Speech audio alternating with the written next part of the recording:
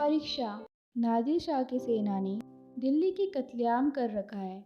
गलियों में खून की नदियां बह रही हैं। चारों तरफ हाहाकार मचा हुआ है। बाजार बंद है। दिल्ली के लोग घरों के द्वार बंद किए जाने की खैर मना रहे हैं। किसी की जान सलामत नहीं है। कई घरों में आग लगी हुई है। कई बाजार लूट रहा है। कोई किसी की फरियाद नहीं सुनता। रईसों की बेगमें महलों से निकाली जा रही है और उनकी बेइज्जती की जा रही है। ईरानी सिपाहियों की रक्त पिपासा किसी तरह न बुझती। मानव हृदय की क्रूरता, कठोरता और पैशाचिकता अपना विकरालतम रूप धारण किए हुए है। इसी समय नादिर शाह ने बादशाही महल में प्रवेश किया। दिल्ली उन दिनों भोग विलास की केंद्र बनी हुई थी। सजावट और तकल्लुफ के सामानों से रईसों के भवन भरे रहते थे। स्त्रियों को बनावट श्रृंगार के सिवा कोई काम न था। पुरुषों को सुख भोग के सिवा और कोई चिंता न थी। राजनीति का स्थान शेरो शायरी ने ले लिया था। समस्त प्रांतों से धन खिंच खिंच कर दिल्ली आता था और पानी की भांति बहाया जाता था। वैश्याओं की चांदी थी। कहीं तीतरों के जोड़े होते थे, कहीं बटेरों और बुलबुलों की पलियां ठनती थी। सारा नगर विलास निद्रा में मग्न था। नादिर शाह शाही महल में पहुंचा तो वहां का सामान देखकर उसकी आंखें खुल गई। उसका जन्म दरिद्र घर में हुआ था। उसका समस्त जीवन रणभूमि में कटा था। भोग विलास का उसे चस्का न लगा था। कहाँ रण क्षेत्र के कष्ट और कहाँ यह सुख साम्राज्य। जिधर आग उठती थी उधर से हटने का नाम न लेती थी।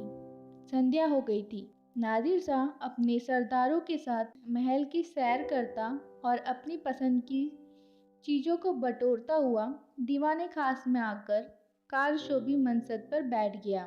सरदारों को वहां से चले जाने का हुक्म दे दिया और अपने सब हथियार रख दिए और महल के दरोगा को बुलाकर हुक्म दिया, मैं शाही बेगमों का नाच देखना चाहता हूँ। तुम इसी वक्त उनको सुंदर वस्त्र आभूषणों से सजाकर मेरे सामने लाओ। खबरदार जरा भी देर न हो। मैं कोई उज्र या इनकार नहीं सुनता। दरोगा ने यह नादिर शाही हुक्म सुना तो उसके होश उड़ गए। वह महिलाएं जिन पर सूर्य की दृष्टि भी न पड़ती कैसे इस मजलिस में आएगी। नाचने का तो कहना ही क्या। शाही बेगमों का इतना अपमान कभी न हुआ था। हाँ नर पिशाच, दिल्ली को खून से रंग कर भी तेरा चित्त शांत नहीं हुआ। मगर नादिर शाह के सम्मुख एक शब्द भी जुबान से निकालना अग्नि के मुख में कूदना था। सिर झुकाकर आदाब लाया और आकर रन निवास में सब बेगमों को नादिर शाही हुक्म सुना दिया। उसके साथ ही यह इत्तला भी दे दी कि जरा भी तामुल न हो। नादिर शाह कोई उज्र या हिला न सुनेगा। शाही खानदान पर इतनी बड़ी विपत्ति कभी न आन पड़ी। पर अब समय विजयी बादशाह की आज्ञा को शिरोधार्य करने के सिवा प्राण रक्षा का कोई अन्य उपाय नहीं था। बेगमों ने यह आज्ञा सुनी तो हतबुद्धि सी हो गई। सारे रन निवास में मातम सा छा गया। वहां चहल पहल गायब हो गई। सैकड़ों हृदय ने इस सहायता याचक लोचनों से देखा। किसी ने खुदा और रसूल का सुमिरन किया, पर ऐसी एक महिला भी न थी जिसकी निगाह कटार या तलवार की तरफ गई हो। यद्यपि इनमें कितनी ही बेगमों की नसों में राजपूतनियों का रक्त प्रवाहित हो रहा था, पर इंद्रलिप्सा ने जौहर की पुरानी आग ठंडी कर दी थी। सुख भोग की लालसा आत्मसम्मान का सर्वनाश कर देती है। आपस में सलाह करके मर्यादा की रक्षा का कोई उपाय सोचने की मोहलत न थी। एक एक पल भाग्य का निर्णय कर रहा था। हताश होकर सभी ललपाओं ने पापी के सम्मुख जाने का निश्चय किया। आंखों से आंसू जारी थे। अश्रु सिंचित नेत्रों में सुरमा लगाया जा रहा था और शोक व्यतीत हृदय पर सुगंध का लेप किया जा रहा था। कोई केश कूंदती, कोई मांगों में मोतियां पिरोती। एक भी ऐसे पक्के इरादे की स्त्री न थी जो ईश्वर पर अथवा अपनी टेक पर इस आज्ञा का उल्लंघन करने का साहस करे। एक घंटा भी न गुजरने पाया था कि बेगमात पूरे के पूरे आभूषणों से जगमगाती, अपने मुख की कांति से बेले और गुलाब की कलियों से लजाती, सुगंध की लपेटें उड़ाती छम छम करती हुई दीवानी खास में आकर नादिर शाह के सामने खड़ी हो गई। नादिर शाह ने एक बार कनखियों से परियों के इस दल को देखा और तब मसनद की टेक लगाकर लेट गया। अपनी तलवार और कटार सामने रख दी। एक क्षण में उसकी आंखें झपकने लगी। उसने एक अंगड़ाई ली और करवट बदल ली। जरा देर में उसके खर्राटों की आवाज़ें सुनाई देने लगी। ऐसा जान पड़ रहा था कि गहरी निद्रा में मग्न हो गया है। आधे घंटे तक वह सोता रहा और बेगमें जो कि तो सिर नीचा किए दीवारों के चित्रों की भांति खड़ी रहीं।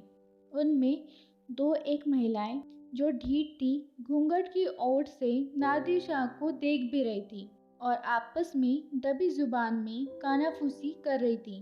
कैसा भयंकर स्वरूप है, कितनी रनो उन्मत्त आंखें हैं, कितना भारी शरीर है, आदमी काहे को है, देव है। सहसा नादिर शाह की आंखें खुल गई। परियों का दल पूर्ववत खड़ा था। उसे जागते देखकर बेगमों ने सिर नीचे कर लिए और अंग समेटकर भेड़ों की भांति एक दूसरे से मिल गई। सबके दिल धड़क रहे थे कि अब यह जालिम नाचने गाने को कहेगा। तब क्या होगा, या खुदा यह जालिम समझे, मगर नाचा तो न जाएगा, चाहे जान ही क्यों न जाए। इससे ज़्यादा जिल्लत अब न सही जाएगी। सहसा नादिर शाह कठोर शब्द में बोला, ऐ खुदा की बंदियों, मैंने तुम्हारा इम्तिहान लेने के लिए बुलाया था और अफसोस के साथ कहना पड़ता है कि तुम्हारी निस्बत मेरा जो गुमान था वह हर्फ ब हर्फ सच निकला। जब किसी कौम की औरतों में गैरत नहीं रहती तो वह कौम मुर्दा ही हो जाती है। देखना चाहता था कि तुम लोगों में अभी कुछ गैरत बाकी है या नहीं, इसलिए मैंने तुम्हें यहाँ बुलाया था। मैं तुम्हारी बेइज्जती नहीं करना चाहता था। मैं इतना ऐश का बंदा नहीं हूँ, वरना आज भेड़ों के गले चाहता होता। न इतना हवस परस्त हूँ, वरना आज फारस में सरोद और सितार की ताने सुनता होता, जिसका मज़ा मैं हिंदुस्तानी गाने से कहीं ज़्यादा उठा सकता हूँ। मुझे सिर्फ तुम्हारा इम्तिहान लेना था। मुझे यह देखकर सच्चा मलाल हो रहा है कि तुम में गैरत का जौहर बाकी न रहा। क्या यह मुमकिन न था कि तुम मेरे हुक्म को पैरों तले कुचल देती? जब तुम यहाँ आ गई तो मैंने तुम्हें एक और मौका दिया। मैंने नींद का बहाना किया।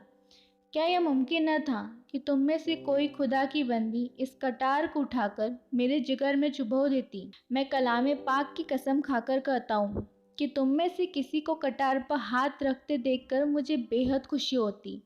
मैं उन नाजुक हाथों के सामने गर्दन झुका देता। पर अफसोस है कि आज तैमूरी खानदान की एक भी बेटी यहाँ ऐसी नहीं निकली जो अपनी हुर्मत बिगड़ने पर हाथ उठाती। अब यह सल्तनत जिंदा नहीं रह सकती। इसकी हस्ती के दिन गिने हुए हैं। इसका निशान बहुत जल्द दुनिया से मिट जाएगा। तुम लोग जाओ और हो सके तो अब सल्तनत को बचाओ, वरना इसी तरह हवस की गुलामी करते हुए इस दुनिया से रुखसत हो जाओगी।